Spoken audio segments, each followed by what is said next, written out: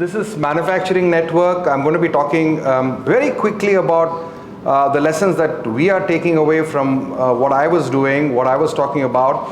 And I think point number one is operational excellence is absolutely important. It's a cornerstone of business excellence, right? That there are two sides to a business. There is strategy and there is execution. And some organizations are very good at strategy, but when it comes to execution, there are challenges. You have, challenges with procurement, production, etc. And the point we were trying to make is a good strategy requires good operations, good execution.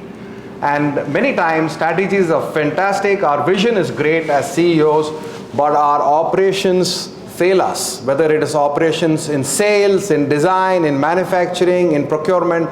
Operations means the doing part after the thinking part. Thinking is very important, but results only come when you act. All of us find thinking and strategy very interesting, rightly so. It consumes a lot of your attention, but unfortunately when it comes to operations, we leave it to the boys and girls to take care of it, and that's where it hits a roadblock. We mentioned what you do daily becomes your culture. What you do daily becomes your culture. Culture seems to be everybody talks about culture, but nobody tells you what is culture, right? And how do you build it? I'm just making it very simple. If you pick a few things to do, few good habits, I told you there are good habits and bad habits. Pick a few good habits that work for you. Don't have to copy it from anybody. Good habits that work for you, you do it daily, it will become a part of your DNA over time. But how much time, what is your strategy to build a fertile soil?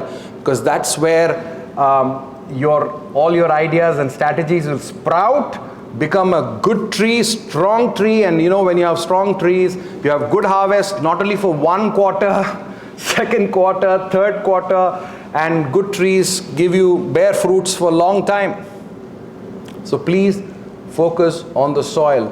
And as a student of Kaizen for 30 years, I found that the focus of people when you go up the organization is less on the soil and more on the seeds.